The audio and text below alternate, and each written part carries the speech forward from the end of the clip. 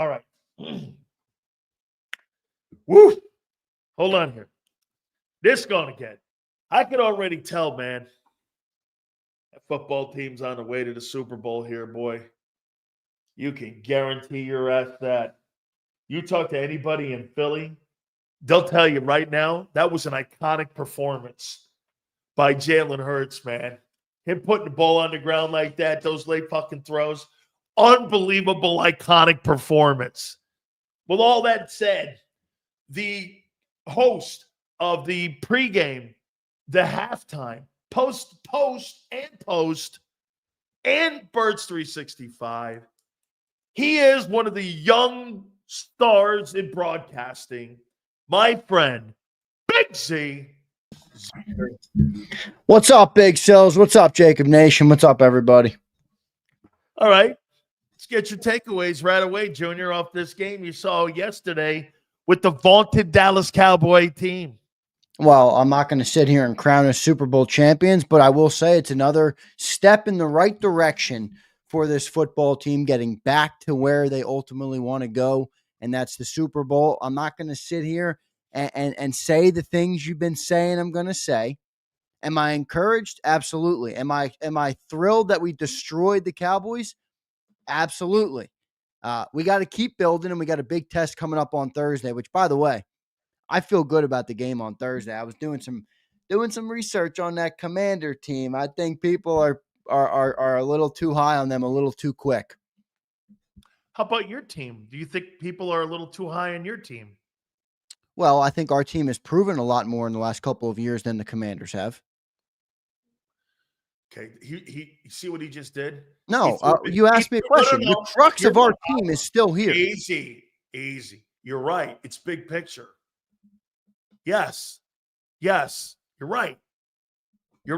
See, one thing you get with Philly guy, very sensitive people. Me, on the other hand, I'm a pacifist. Oh, I'm not sensitive at all. You could say anything to me. I'm not sensitive at all, but I'm going to give you truth, justice, and the Big Z way. Yeah. All right. How about what I brought up earlier, that if you go looking at what Jalen's doing right now, he's right on the screws of 3000 or 2022, where he's right there he's at 37. In some areas. Where? Yeah. He's better in passer rating right now. He's got a higher completion percentage than he did in 22. He's on pace for about the same numbers. And I think 67 and 69 right now. So, okay, a little bit. Yeah. It's close. I mean, it's close, but the passer rating up is a positive thing, especially when you're talking about a running quarterback. You know, I don't try and put too much in the passer ratings, but I do think it matters for a guy like Jalen, because that's not where he butters his bread. He's a great dual threat player. So when he's passing efficiently, that obviously helps the offense. I mean, other than the plays, and I get it. I had some issues with the way he played yesterday, but he makes great plays, dude. He makes great plays. He keeps coming back and he makes great plays. And, I think it's clearly proven we can win with the guy. He's 41-18 or whatever it is, dude. I mean, the dude's record is unbelievable. 41-19, I think it is. It's just, the dude's a winner. He's a flat out winner. So Brock Purdy is a winner, right? Yeah, well, I'm not going to call Brock Purdy a non-winner, so that's not a. Yeah, I mean, he was if great. People out there, yeah, he was. But look, I'm pretty high on Jalen. Does he have things to clean up? Absolutely. But dude, I mean, look across the league. Every quarterback in the league has moments that you look and you say, okay, they could clean that up. And when you're zoomed in on the Birds, it's easy to sit here and nitpick. And I get it. I get why everybody does it. I do it. I mean, I did it on the halftime show where I'm like, what the hell is Jalen doing out there, not getting rid of the ball? But when you zoom out, and I realized that, and I've always known this, but I realized it again last night watching Detroit. When I go on Twitter and everybody's, oh, Jared Goff sucks. And I'm sitting there and I'm like, they're going to come back and win this game. And Detroit's in just as good of a spot. But I don't cover the Lions. So I don't sit here and freak out when Jared Goff has a bad game. Right? Now we cover the Birds. I'm an Eagles fan. I care about every throw Jalen makes. It's easy when you put someone in a microscope, to criticize. But overall, the dude's been playing really good. Our defense, we'll get to them in a second. They're playing really good, led by a great linebacker in Zach Bond, who's really stepped up his game. And I feel pretty good about what the team is doing right now. I'm not going to lie to you. I mean, look, I'm not going to sit here and say you're going to win a Super Bowl in November, but are they building in the right direction right now? 100%. 100%. I feel better today about getting back to the Super Bowl than I have since the day of the Super Bowl. Here, by the way, I got to retort somebody in here too. What happened to my Commanders? They played a team that's on fire right now. You played a chump.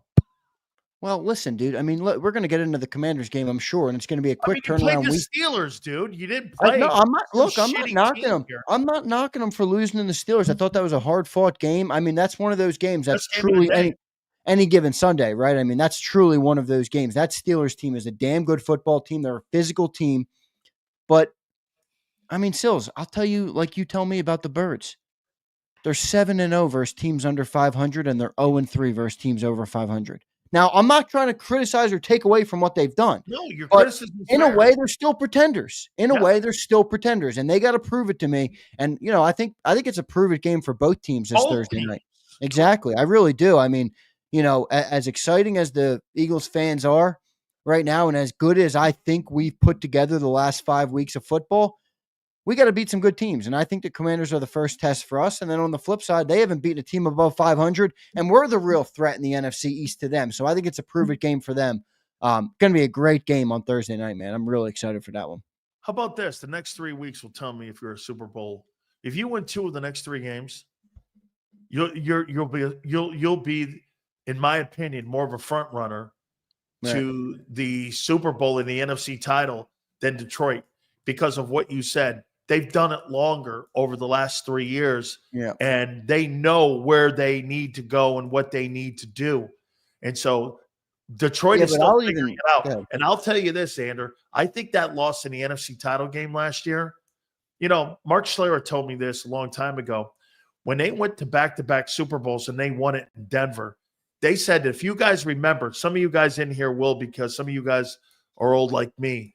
A couple of years before they won those back-to-backs, they lost a heart-wrenching home playoff game where they were favored to win it to Jacksonville. And they lost it there, and they said they'll never get in that position again. And they ended up going on and winning back-to-back Super Bowls. So, again, I think Detroit, that loss to San Francisco, they had that freaking game won. And they ended up losing that game because of poor coaching and poor execution in that ball game. All right, let's go to the defense here. What's the most impressive thing on the defense so far for you? You know, there's a couple things that really stand out there, and we're going to get to the Cooper DeJean conversation that you had with Quinyon, because I just don't agree with what you said. I understand it, but I don't agree with it. You could play him in multiple positions. I don't think you could play Q like that. Yeah, I just think the outside corner is more valuable than a gadget guy. I'd rather have a guy that's a lockdown outside corner. I don't think he's a gadget guy. I think I'm not saying he's a gadget guy, but you're insinuating you can move him into. I'd rather have a lockdown corner than a guy that can play safety and slot.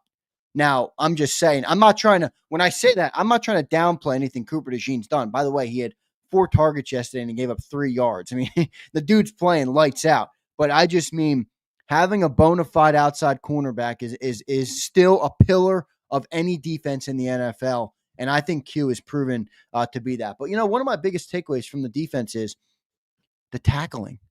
Because, you know, you talk about how we're playing teams that aren't good. And that doesn't fall on deaf ears with me. I agree. I mean, you got to play great. In order to win the Super Bowl, you have to play good offenses. You don't play the Cowboys and the Jags to get to a Super Bowl. But there's little things within that you can look and pull from it. And tackling is probably one of the biggest things because that's a transitive thing. That translates to playing better teams and better players. Now, they have to keep it up, obviously, but they're tackling great. They're playing in position. And somebody brought it up last week on I think a super chat. They're bought in. These young dudes are bought into what they're being asked to do right now. And I think that's the biggest reason they're all playing so damn good is they're listening to Vic Fangio. They're getting after it. They're where they're supposed to be on the field and they're making plays when they come to them. And I think the 2 infusion of the young guys, I mean, I think what they've brought to this defense almost can't be quantified on paper or even on the eye test. The youth, the energy, the speed, the aggressiveness, the way they tackle, it's completely lit this defense on fire. And I'll add Zach Bond to that equation, who's, playing like a man with his hair on fire. He looks incredible out there. But, remember, we had great cornerbacks in 22. What was one of our knocks, though, right? Slay and Bradbury, they're not great tacklers, or they're not aggressive guys like that. And that's why I said that about the young guys. They get after, man. They get after these dudes. Cooper DeJean's not afraid to tackle somebody. Quinyon Mitchell's not afraid of contact. And I think that's just that kind of thing, I think, bleeds over into every area of the defense. And, I know we got some issues on the defense still with the edge rusher. I think you're right. I mean, we need a guy there. That's why they played Jalix Hunt. He had his most snaps in the game. But we got guys that can play at every position on the defense, at every level of the defense. And I don't think we've been able to say that for the last couple of years, especially not last year. Maybe 22 you could. Maybe 22 you could with the linebackers, the TJ and Kaiser, who played well, But I think Reed Blankenship's playing good at safety. I think Quinyon and Darius Slay have both been good at corner. I think obviously Zach Bond, third straight week, is the top-rated linebacker in the entire NFL. I mean, what he's bringing can't be understated. And then you got the guys on the defensive front. Jalen Carter's obviously really finding his rhythm. He is back to being a force. Bryce Huff, I know he's been struggling and he's got to earn his playing time back, but at least he made a play yesterday, a forced fumble yesterday. At least he made a play. Josh Sweat's been playing good. I mean, I see people all over the defense that I'm like, they might not be all pros everywhere. They might not be elite everywhere, but we don't have just trash cans. We don't have just guys there. We have good dudes who are competent, good NFL players there. And we rely on them to show up, but I'm certainly excited about the defense, man. The no-holes defense is really making me happy. I'm not going to lie to you. Here's where, for me, it's about Vic getting the chess pieces and fitting them correctly. Remember something, how this team, and I pointed this out earlier, how this team was supposed to be constructed. It was supposed to be Nolan Smith and Huff as your edge rushers. Yeah. And that's not the case right now. It's Josh Sweat and Brandon a lot out there playing and playing that. So the 30th pick, who's getting better? I'm just saying. And Huff, who was earmarked to be a 3-down guy. So Vic said no. Remember something too with Zach Bond. Zach Bond, and I know you want to give Howie credit for him. Howie gets credit for. I don't want to give Howie credit for him. I meant Howie gets credit for signing him. Vic gets credit for finding him. Yes, no doubt. I think you misinterpreted what I said on the post-game show, but that's fine. I don't. You're right. I believe Vic deserves more credit for Bond than Howie for sure. I want to make that clear. But what I do think Howie deserves, drafting linebackers is pathetic. So I mean, yeah, no, it is. But look, what I do want to give Howie credit for, because look, it's easy to criticize him when the team's not playing good, but I just talked about the young talent. I mean, Howie equipped this team with a lot of these guys, and are they all great all the time? No. But when they're good, you can see the flashes of greatness, and you see that with Jalen Carter. Now with the two rookies in Cooper DeJean and Quinyon Mitchell. I mean, Nolan Smith has started to show a little something. I'm going to pump the brakes on him, but again, I'm talking more about Vic, because Vic here is now giving more playing time to Milton more than he is Jordan Davis. Yeah. Where I said a year ago, along with Baldinger, that guy should be getting more reps and playing him more. And in that game, he had a sack, he had a TFL, he had 4 tackles in the ball game. He played another good football game. And the more you increase his reps, that comes from Clint Hurt, and that comes from Vic. It's about using all these players and finding their skill set. Remember something too, Zander. Do you happen to think that it's a coincidence that Vic Fangio liked zone cover corners and you drafted 2 of them?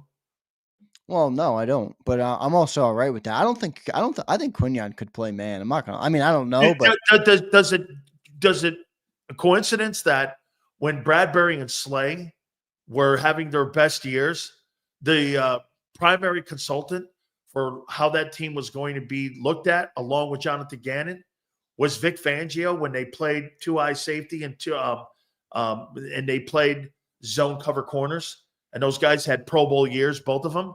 I don't think there's a coincidence to that. I think there's, I mean, and when Vic was a consultant, who were the linebackers? TJ Edwards, and they were also Kaiser White. Now Yeah. you're looking at N'Kobe and you're looking at Zach Baun. Remember something, too. They were thinking and they were under the impression Zach Baun was going to be a perimeter edge rusher. He wasn't going to be an inside linebacker. Remember, Vic, dude, the guys in the pit were asking the question, have you ever played it? He goes, not really, Mike. I was younger when I was.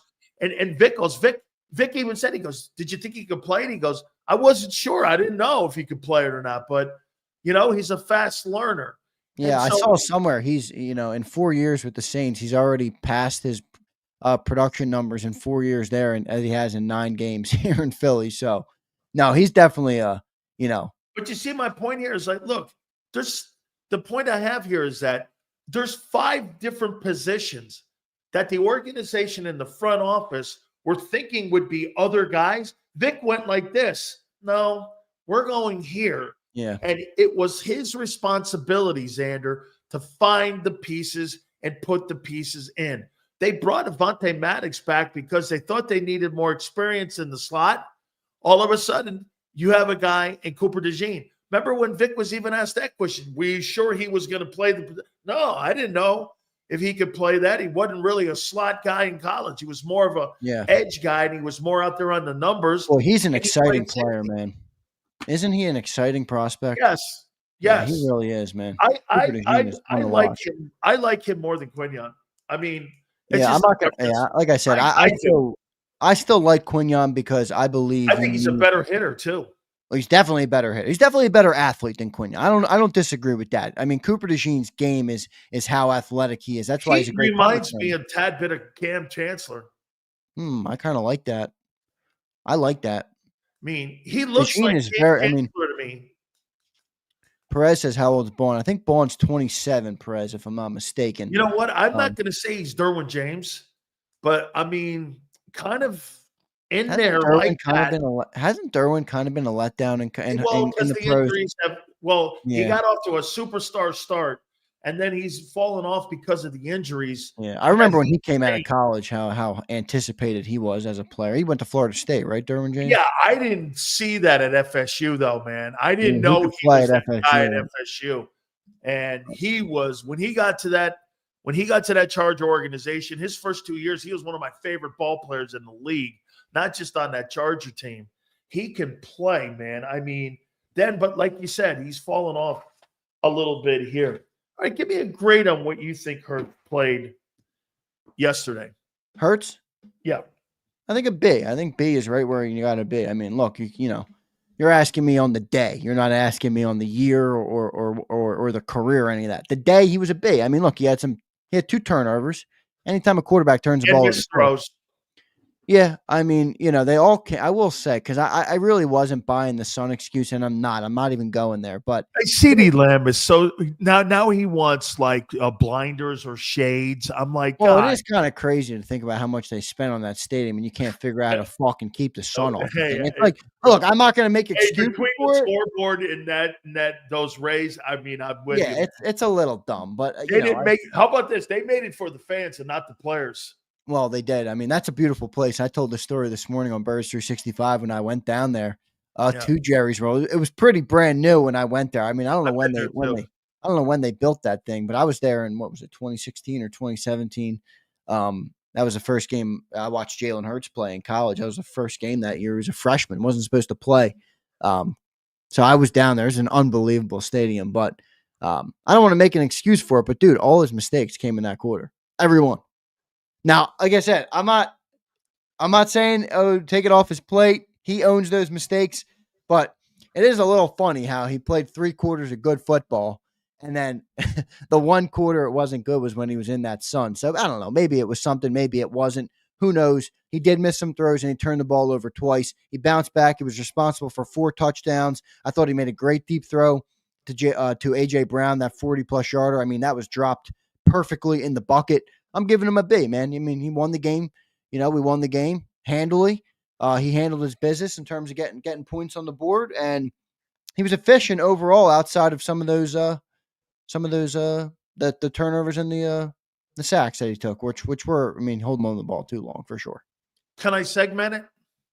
Sure. What do you think of my grade, though, B? Here, I'll tell you. I think he had a B plus rushing, and I think he was a C thrower. I think that's a little harsh, but Dude, I think missing throws and being late on throws and putting a ball on the turf and also throwing picks on a late throw and taking sacks like that on your first 4 drives, I don't think you get a passing grade for that against the 28th ranked pass defense. That's not a passing grade for me. That's just not. That's one of the worst pass defenses in the NFL. And the one thing that they did well was rush the passer. They got home. I mean, I think you're being. I get it. I get what you're saying, but I think you're being a little harsh on it. That's what happened. I'm not saying it didn't. Look, did he pick it up in the second half? Yeah, when they started running the ball and he took off.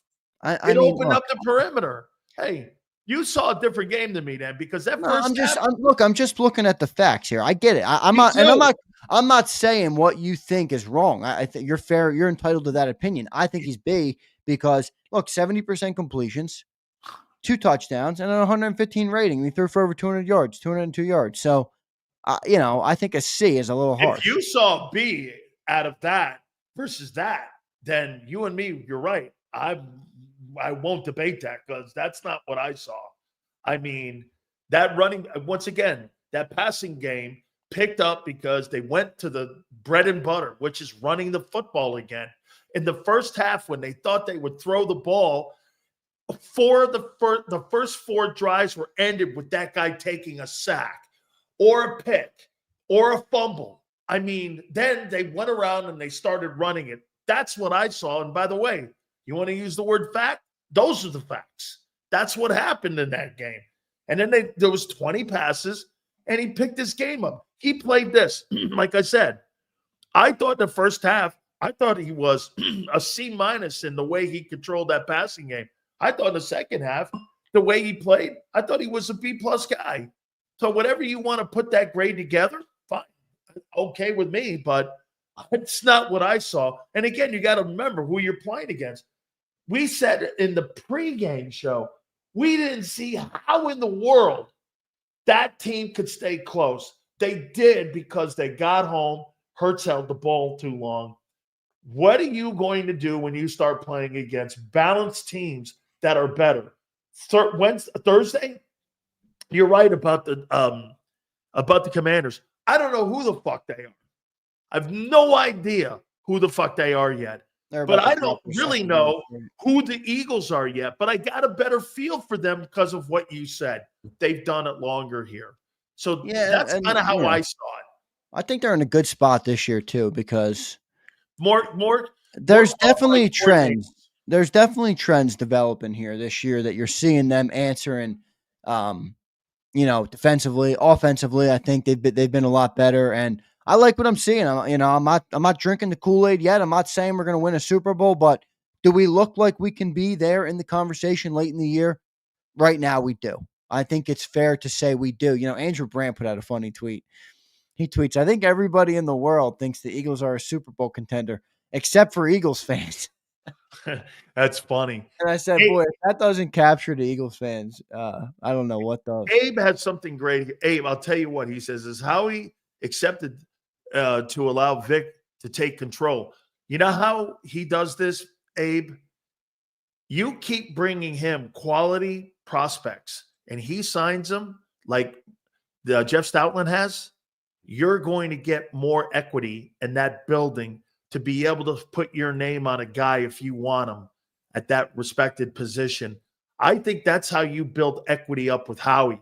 You start recommending guys like the guy from Chicago, and all of a sudden, Jonathan Gannon recommends the guy from Chicago to bring that pass rusher in, Robert Quinn, and he shits the bed. You're not going to get equity with him with that. But if you bring in a guy like Zach Bond, who nobody wanted, by the way, he was offered limited contracts by 4 teams. I mean, I asked Dan Morgan about him. Dan goes, "We liked him." I go, "Well, how much did you like him?" Because that's always indicative how much you like somebody.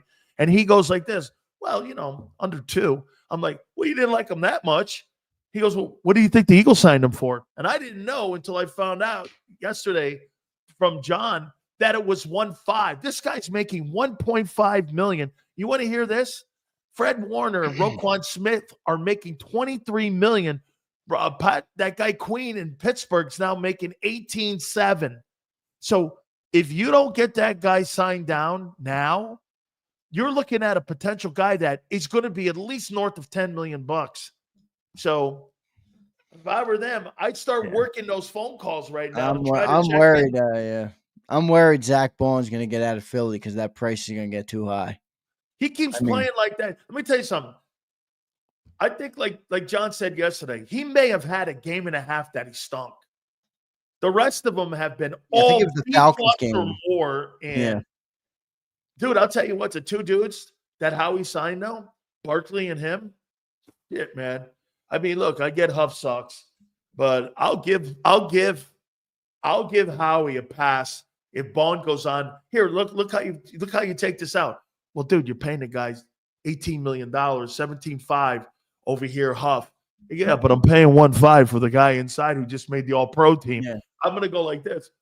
Okay, the scale's kind of balanced on that one there, so you feel good about it, right?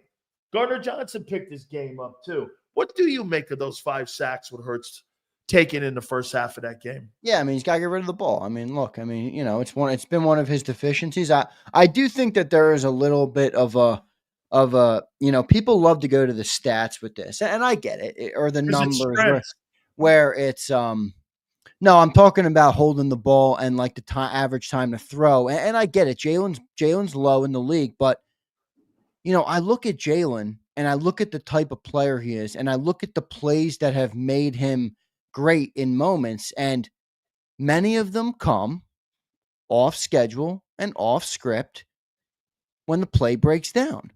So I'm not saying he should hold on to the ball. You're right. A little bit like Lamar.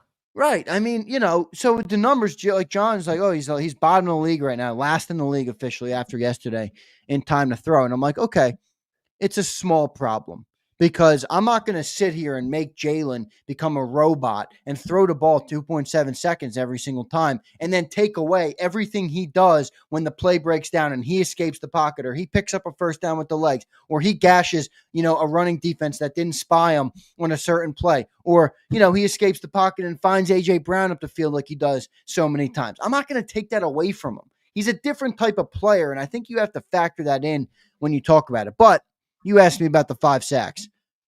A couple of them were egregious. I thought a couple of them, you can give them a break on. Like there was the one that everybody erupted on social media and that Overshown guy's in his face. And I'm like, Kenny Gainwell missed the block and it's 1.8 seconds and Overshown's in his face. Like it's not that easy to throw the ball away. He hadn't even escaped the pocket at that point. Like I thought that was a little ridiculous. Like, that kid Overshown's good, too. What do you want him to do? Overshown's in his face in less than 2 seconds because Kenny Gainwell didn't want to put a body on somebody. He's a player, that kid Overshown. He's really good. He's small, though, dude. Like, he better hold up. Well, that's why. Well, he didn't. He ended up leaving the game because he got banged up. He's a really good player, though. He's a really good player, no doubt. I'm not going to take credit away from him. He's a great player. But, the 5 sacks, Jalen's got to get rid of the ball. He's got to be cognizant of it. When the play breaks down, look, I get it. He's balancing.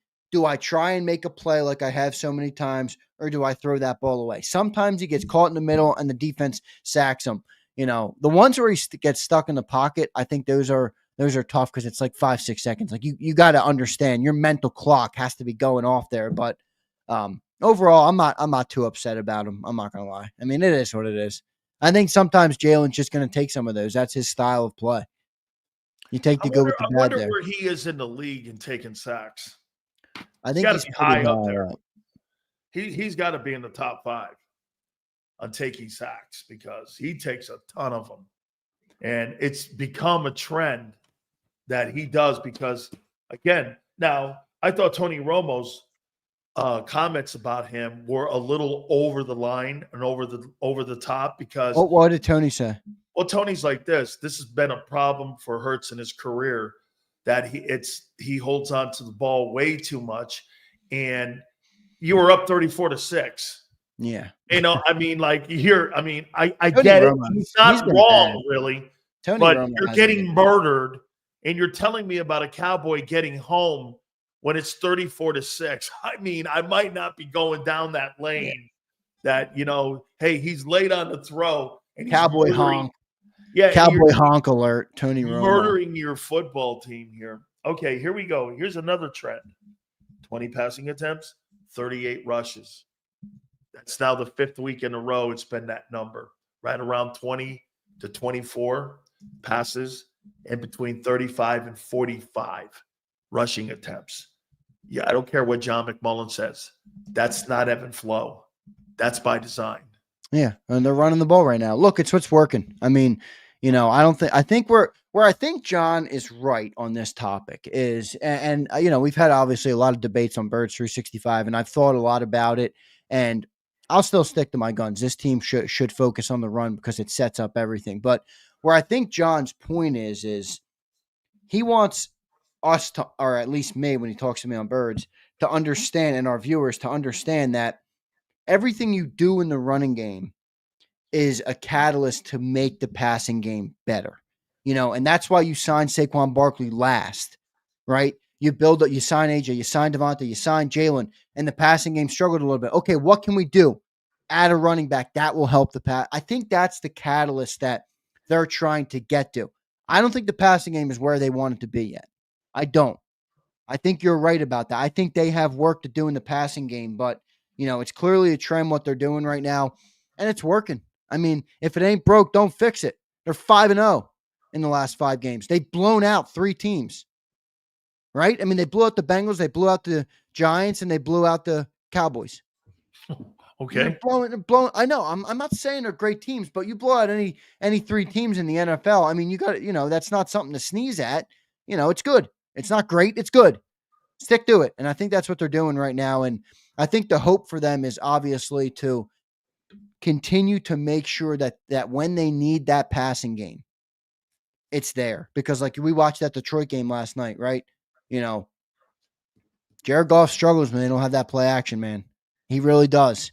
Now luckily I don't know what the fuck the Texans were doing last night. They couldn't capitalize on that for anything. And they had that game early. I mean, you have 5 picks and you have a 10-point lead. And you can't win. I ended the post-game show and I tweeted out, Jared Goff, 5 ints. What the hell? And then I tweeted out right after, I said, my gut feeling right now is Detroit's going to come back and win this game with 5 touchdowns from Jared Goff, because I'm watching. I'm like, how is it a 10-point game?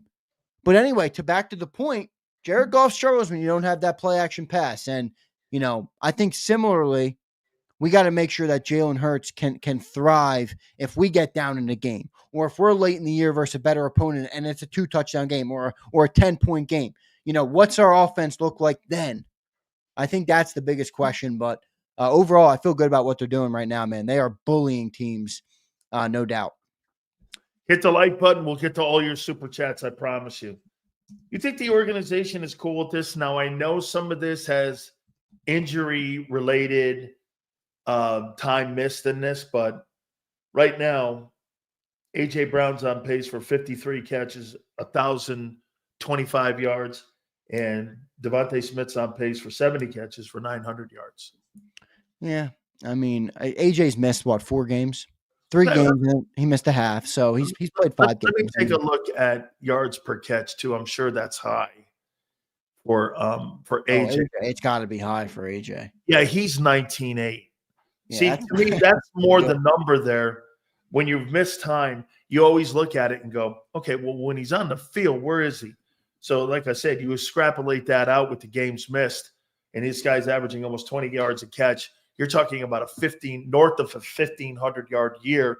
You can't legislate injuries, but you'd make the comment here that, I mean, Devontae's numbers, 2 of the last 3 weeks, you have 1 catch for 14 yards. Yeah. And before that, you had 1 catch for -2. How do you think that is resonating in the wide receiver room here when a guy that you're looking at being the heir apparent to being the number 1 guy for you is really in the last 3 weeks, 2 of the last 3 weeks has been a non-factor in the passing game? I mean, look, he might be upset about it personally, but it's a team game. You're 5-0 in the last 5 weeks. And by the way, you've played some shitty opponents, like I mentioned, 3 that you destroyed. If I'm the wide receiver coach, or if I'm Jalen Hurts and I'm talking to Devontae Smith, I'm saying, yo, Devontae, This is it.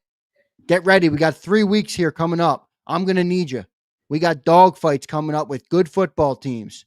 The Rams can throw the ball. The Ravens are obviously one of the better teams in the NFL, and the Commanders are one roadblock for the NFC East. Now's your time. And I think Devontae, you're lucky it's him because, as you point out, he's a great pro, and I think he understands that. But I think there's a human nature element to 3 games. I mean, he hasn't had much production. I think he's going to be upset with that. But look, that's the way the cookie crumbles, and that's part of being on a team that has so many stars. I'll make a comment here that once again, I'm awake. Are you as a complete buffoon when he makes that comment here? Sills is always talking injuries. Well, if you're not talking about injuries and depth, when you're talking about trying to win a Super Bowl, you don't know what the fuck you're talking about, because that's how you win Super Bowls, is with depth and having healthy guys on the field. What's the number one criticism right now that you have for Dallas Goedert? Dallas Goedert, and personally, I think he's not part of the offense. That's part of the NFL. Yeah, it's part of the NFL. That's why I got no criticism of you for saying that. I mean, hey, how about this? That tight end position, the only time that it's utilized and used is when there is an injury. They don't use it in the game plan, really. I mean, there'll be a couple throws here or there, and the only time they use the tight end position for Hurts is like when you are nicked up down there at one of the ones or the twos or the Y and the Z. You don't really have that part of the offense. I think that's a miss by Kellen, not making that more part of it. I mean, if you look at the tight end position in general, I mean, you're looking at about 40 catches this year between Goddard and Calcaterra. I mean, I get it. Goddard, of course, he's missing time as always. And then you got Calcaterra. But one of the guys you're paying $15 million to on top of that.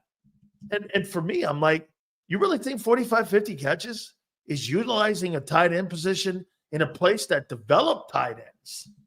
I mean, Philadelphia has been known not for wideouts. They've been known for tight ends. And in the last 3 years, that dynamic has changed, obviously. But, I mean... Yeah, look, this is the team they built. I mean, you signed Jalen Hurts. Jalen Hurts is not a... Is Goddard a non-factor? I mean, he's not a non-factor, but he's not a primary target. He's not a primary target. I mean, I think that's part of it. Like, what would you rather have? Dallas being a primary target, or, Jalen being efficient in the running game, which I think opens things up for him. So I don't really care about Let's take a look at the championship contending teams right now. Yeah, but I mean, look, every one of those teams has a primary target tied in on their team. They don't really have a primary. Well, Baltimore does. Kansas City does. San Francisco does. I mean, Detroit does. Every one of those teams has primary tight end targets to help their quarterback out. Philadelphia has what could be a primary target guy. They just go away from him, though, man. And I think that, dude, where I'm going is it's spreading the ball out and balancing your passing game. They don't really have it. And people are going like this. San Francisco's trash. San Francisco's not trash. As a matter of fact, they're a higher favorite to win the Super Bowl than you are right now. This just came out this morning with Vegas and Atlantic City. Here are the teams right now, top 5 teams that are favored to win the Super Bowl. These are people that put money behind it, not just bullshit like I do. Chiefs number 1, Lions number 2, Ravens number 3, the Bills number 4, the 49ers, and the Eagles are at 5. For Super Bowl odds? For Super Bowl odds. That's about right where I'd say. I think that's pretty fair. I'd maybe put us above the Bills just because I think our path is easier. Yes. Maybe not. No. Yes. Yeah. I don't know. Wait. Just think about it real quick. KC next week. Think about it, though. Think about it real quick. Let's just look at the playoff picture. Right now, we would be maybe the 2 seed, I think.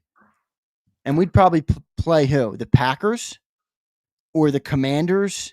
Here, I'll tell you exactly right now. Let me take a look at that. I'll tell you right now. Because I think the tide has shifted a little bit where the NFC might now be a more formidable conference than. But the quarterback play. But the quarterbacks aren't good. But the teams are good. but is always going to trump that, though, in my opinion. Well, not overly trump it, but here's right now the NFC picture right now. The Lions are sitting in the 1 hole, Eagles are 2, Falcons are 3, Cardinals are 4, Vikings are 5, Commanders are 6, and the Packers are 7. So the Eagles would play the Packers, the Falcons would play the Commanders, the Cardinals would play the Vikings. That would be your NFC playoff picture right now. And on the outside right now, the 49ers are in the 8th hole right now, and Rams are 9. Yeah, Bears are fading. the Niners are going to win the West, aren't they? Yeah. Let's see what happens tonight. Tonight's a pretty Who's big, tonight? I think it's Dolphins and Rams at SoFi. Yeah, I'm not. It's not the Dolphins. It's not the Rams. I would fear. It's the Cardinals. There. I mean, the Cardinals are playing good football. They've won 4 straight, and they've blown them out earlier. I mean, they started 2 and 4. They blew the Rams out. Yeah, now they're 6 and 4, so they're playing good football right now. The Cardinals. I think the Niners are going to get in though. I think the Niners are going to get in. So I wouldn't count that. West is actually pretty good. I mean, those are 4 pretty good teams there in the West. The NFC North started out really well, but now it's starting to fade because I don't know. Minnesota picked it up again. They're 7-2. They're sitting there. Yeah, I think the Packers are the bigger fear. Like I'd rather play the Vikings than the Packers. Me too, because of the quarterback. Yeah, I mean, if that's the coaching in Minnesota is pretty good, and the coaching in Green Bay, I'm a little suspect on the coordinator there. Here's your AFC picture. The undefeated Chiefs. As we were doing the postgame show, Zander hit it right on the head. He goes, just when the Chiefs looked like they were going down, Zander goes like this. What do? They block it. I mean, 9-0, 9-0, man. They're on an iconic run right now too. I don't remember the last time that team was lost. Here you go. Bills would play the Broncos. I think the Bills would win that. Steelers would play the Chargers. I think the Steelers would win that. Texans and Ravens. I think the Ravens would end up winning that. But look at this here on the AFC side. Mahomes, Allen, hey, whatever you want to say. Russell Wilson's playing good ball. Playing great ball. CJ Stroud's in the 4 hole. Lamar Jackson's in the 5 hole. Justin Herbert's in the 6 hole. And this kid, how about this? You could potentially have a rookie in Bo Nix. How about this too, Zander?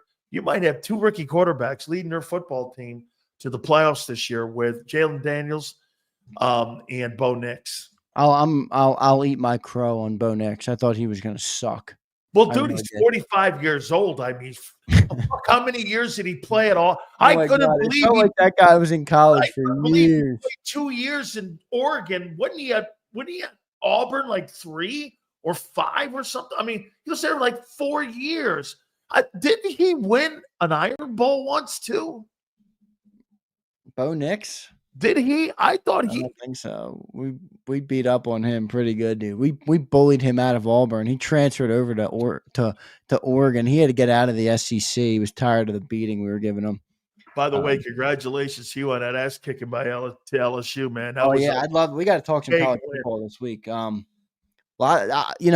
This is where I kind of like the extended playoff, where you have a bigger shot at looking to get in, but. We'll see. I think here's your 12 teams. Here's my 12 teams I voted. Yeah, I'd like to hear them. Okay, and I have a vote in it. By the way, I have to pick an all. You want me to take that all? You want me to put that All-American kid from Alabama on there? I want you to put whoever you think is the true All-American. You like him? Who? Your wide receiver. Oh, Ryan Williams. Yeah, I think he might be a little young for that, but I mean, he's up there. Second or third team. Yeah, I mean, how is he producing compared to the rest of the college? It's SEC. I have to look. It's Bama too. Hey, Bill Rowe had a good game. We'll talk more about that. Dude, he's 17 years old. He was born in 2007. Man, I have so many things that I have to vote on. I got to vote on the Heisman yet. I got to send my vote in. Not my final. You're not vote. going Cam Ward on Heisman, are you? No, I got right now. I changed here. Here's where I'm at with the Heisman. You going Ashton? No. Where are you going? I'm curious. I got Travis Hunter number 1 right now. I've got Dylan Gabriel number 2 with Oregon. Yep, he's good. And I got Cam 3rd. That's pretty good. I'm surprised you don't have the Ashton on there. He's. I mean, I know he plays. I'm Boise. not putting anybody with blue carpet in my Heisman list, man. It's Boise State playing The ugliest field you'll ever see in your life. Hey, Mountain West too? I don't think so, man. But here's my 12. I got Oregon, Ohio State. I voted Ohio State, Oregon. I had a big conference call about this, and because I was moving this weekend and I didn't see a ton of the games, so I had to have somebody give me some insight. And so I dropped the Canes down a lot. Boy, I was really hard on them. In the ratings, I put them at 13. So, but I think that's about where they are. I mean, I'd probably have them down at 12. I don't see a quality win on that schedule. What Georgia? All right, let me hear your top 12. Here. I got Oregon, Ohio State, Texas, Tennessee, Penn State, the Tide, wow, BYU. High. Okay. Georgia. I got Miami. I've got Ole Miss. And I've got Notre Dame. You got Indiana on there at all? Yeah, Indiana. They're there. Who would have thought the state of Alabama doesn't have two teams going, but the state of Indiana does. Indiana and Notre Dame. It's unbelievable. Yeah, I got Indiana 6th. I'd love to see Notre Dame get in. You know why? I like that. Yeah, I think your ratings are pretty good. A lot of people talking about Colorado having a chance to get in. I don't see it, but medium. Rooting for Dion for the wrong reasons. Yeah, agreed. What about that Oregon team? You sold on them? No. I think the two best teams in the country are Ohio State and probably Texas. And the problem with Georgia is that Georgia, I mean, the SEC pounds each other, man. I mean, dude, you could have a 2-loss, 3-loss SEC team. You put them in the Big 12, they go 14-0. I mean, I'll tell you what. I mean, Georgia losing again completely opened it up for Bama because Bama has the tiebreaker on them. Yep. If there would be one, they beat Georgia straight up, obviously. So that was a big win. Dion called me out on something too. Did he? Yeah, I'll send you the text, but I got I got called out because I said I'd never vote on an Oregon guy or a Colorado guy. And he goes, "What do you make of Travis Hunter?" I go, and I showed him my ballot. I said, "He's number 1 on my ballot right now." I think you got to consider Ashton, man. He shredded the Oregon this week, didn't he? Though a little bit, yeah. I don't know, man. A guy on blue carpet. I don't know. We have any super chats? Let's get to him. We got Gary Cobb coming up. Gary Cobb's in the green room right now. We're going to get to him here in a second here. Donnell Shipley says, correct me if I'm wrong, but Z gives Jalen a B, and Sill says Jalen's run game was a B+, throwing was a C. Ain't that the same grade? He's saying yours averages out to a B.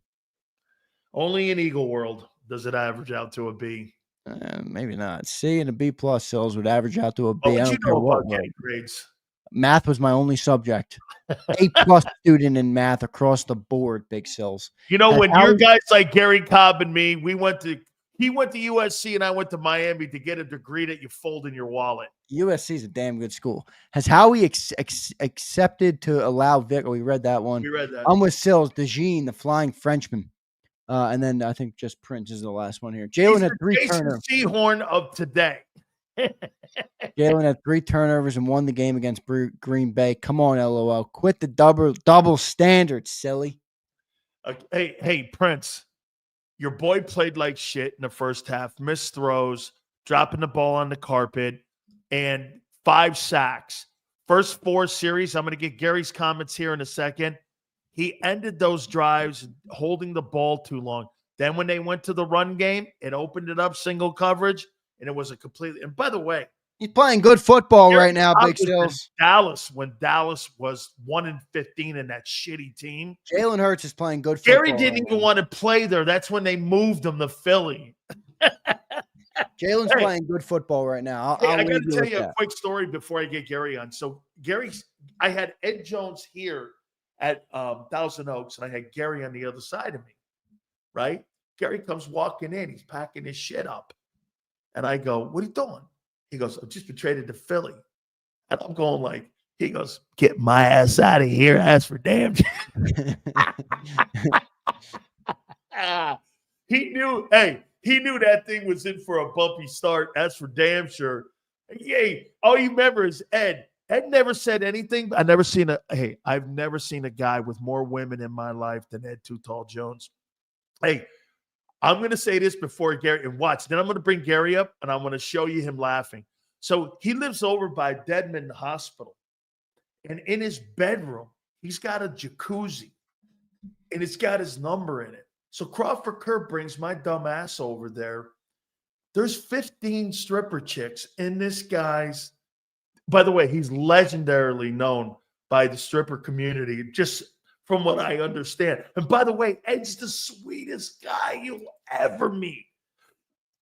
Ed in here like this. This guy's 6'9".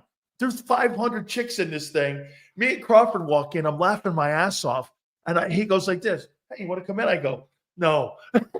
He goes, what's wrong with you? I went, oh, okay. Because it was so unbelievable. He's got a jacuzzi in his house. Or, hey, if you went over to Circus, it's got his own table and his own chair. The $1 Million Saloon used to have a place for him there.